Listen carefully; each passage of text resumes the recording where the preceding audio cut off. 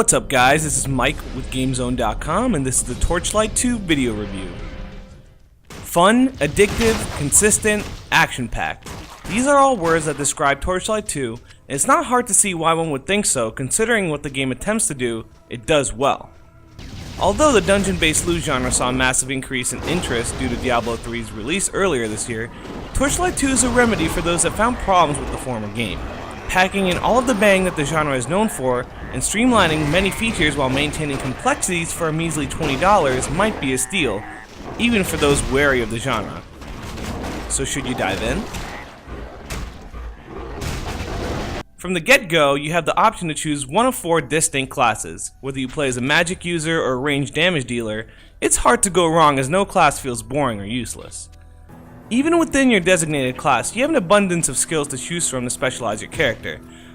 This allows for great replay value since you have so many skills for your character to play around with. While Torchlight II doesn't penalize you for unlocking random skills, you'll get the most damage and utility if you find an efficient build and stick to it. The various skills you unlock are one way to customize your character, but another deep and intricate part of the system are the stats that you allot when you level up. Just like the aforementioned system, the stat points are there for your experimentation. Of course, a loot-based game wouldn't be anything without the loot, and in Torchlight II, the amount of loot you get is awesome. Searching for loot in games sometimes feels like a chore, as 90% of your drops are often standard items, with the remaining percentage being the more rare items. This means that the rarest of items are hard to come by. This isn't the case with Torchlight II. While you'll be working and farming for good loot, the rates are good enough that you'll feel the urge to keep on looking for more. In order to acquire loot, you must be prepared for battle, but more importantly, you must fight effectively. The combat in the game employs a simple point-and-click system, as true for any game in the genre, utilizing mouse clicks for standard attacks and button keys for skills. Following in the footsteps of its predecessor, pets return and provide both moral and physical support for your character. Your primal companion travels alongside you and assists you in battle, most of the time dealing a considerable amount of damage as well as tanking quite a bit of hits. While you're stuck with the pet you choose when you create your character, it can take on various animal forms due to various fish caught in the game, which shapeshift your little buddy. In addition, your pet serves as a delivery man of sorts since you can stash your items into your pet's inventory and then ship it off to sell them. While old things return, new systems make their debut in the sequel, one of which is called the charge bar. Each class comes with a meter at the center bottom of the screen. By killing enemies and attacking them, you can fill up your bar and then expend the amount you accumulated for something special. There are plenty of enemies for you to wrestle with in Torchlight II, and while they may seem like pushovers in the early stages of the game, they're hardly so later on.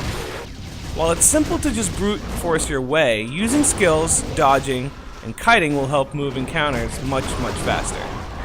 Special abilities such as pulling you in, pushing you away, or attacking you with homing missiles will mix things up a bit and make sure you're on your toes. If you do happen to fall, it's a hefty sum of gold to respawn where you're at, so it's advised that you fight well. Although Torchlight II stands up extremely well in terms of customization, combat, and loot-grabbing addictiveness, the game fails to deliver narratively. The intricate and stylistic cutscenes that feel like a Saturday morning cartoon set the premise for a fight between good and evil.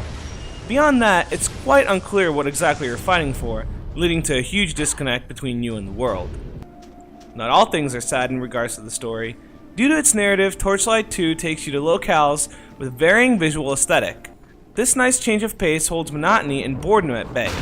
You never overstay your welcome in one place for too long, and oftentimes you're swept away to a new land at the perfect time. Torchlight II doesn't reinvent the genre, nor does it take leaps and bounds to push it towards a certain direction. Playing it safe with new and old systems that refine what's already there, you might think that the game isn't worth your time. However, the time that could be invested in this addictive, fabulous, and fun title is well worth it. You can check out the full review on GameZone.com.